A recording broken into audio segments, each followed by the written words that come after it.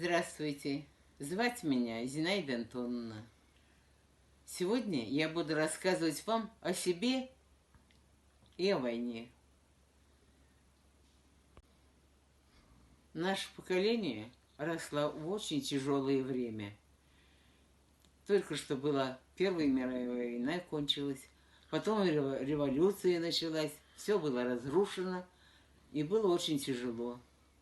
Но люди не пали духом, начали стараться восстанавливать все разрушенное и строить новую жизнь. Строили заводы, фабрики, развивали промышленность, и жизнь начала налаживаться. Было спокойно, хорошо. До войны я получила педагогическое образование. Работала учительницей. На работе у меня было все хорошо. Получалось хорошо. И я была очень довольна, что я выбрала по призванию себе специальность. У учителей был отпуск летом, 2 месяца, большой отпуск. И мы отдыхали.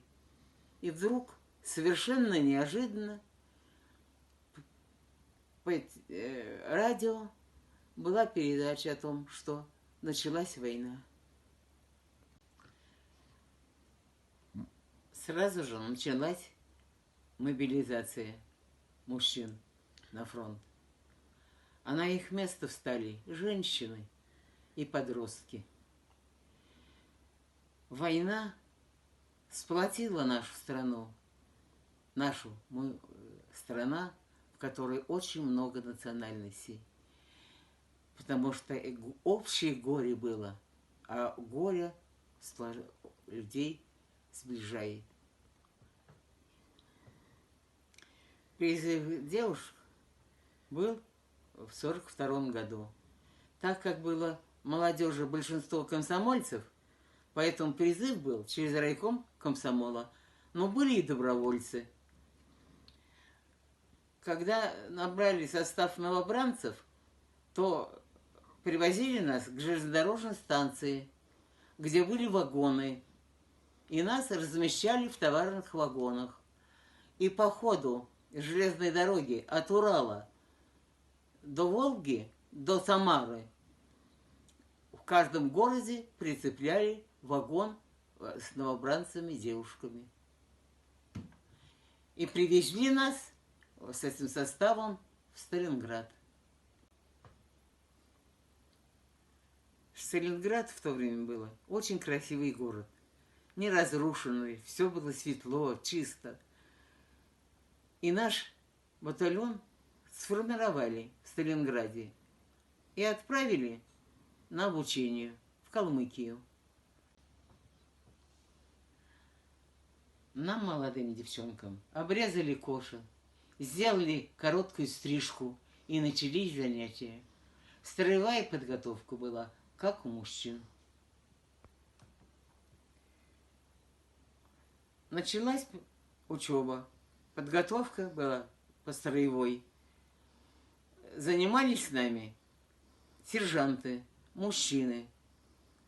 Обучали нас, как ползать нужно, по-пластунски. А почва в Калмыкии такая, что кругом колючки и камушки. И ползают ящерицы. А девочки, когда ящерицы по нам ползали, кричали: «Ой, ящерицы!» А сержант в шутку нам отвечал: «Вы, девочки, сами страшнее змей, а ящериц боитесь».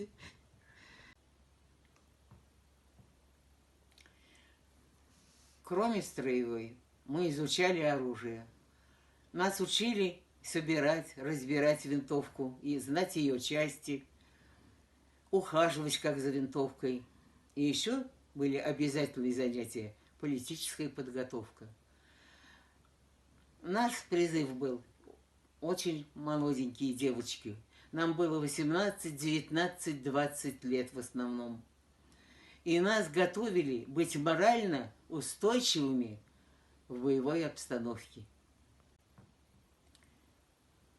Потом пошли на стрельбы. Вот в этом мне повезло.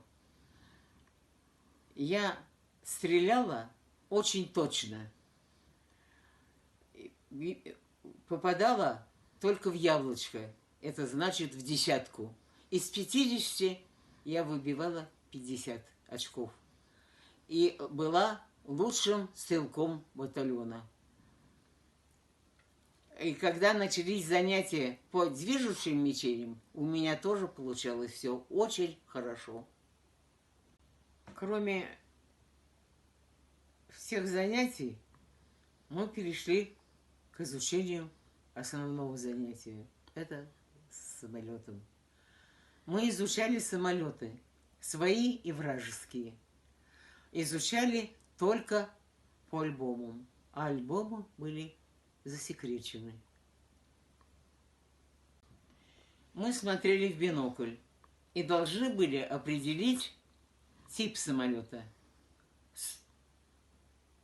по любой из его частей. По хвостовому оперению, по фюзеляжу, по мотору.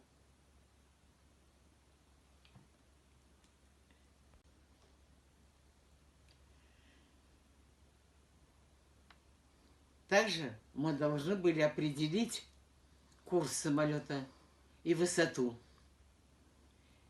и передать его зенитчикам по телефонной связи.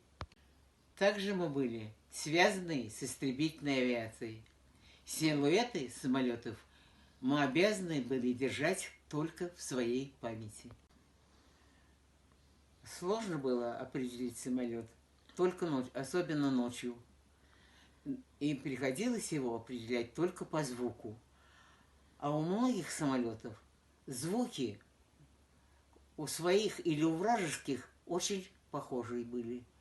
Поэтому нужно было прыгать в яму подслушивания. Она была глубиной около 2 метров. Это было очень сложно. А поэтому ответственность была очень большая. Как определить, свой это или вражеский самолет?